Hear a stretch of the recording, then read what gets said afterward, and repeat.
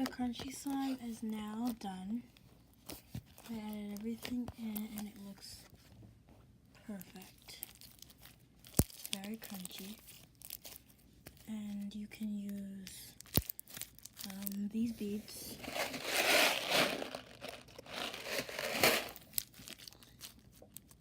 Yeah. I'm gonna call this beach slime. And this was a hack of slime and how you can make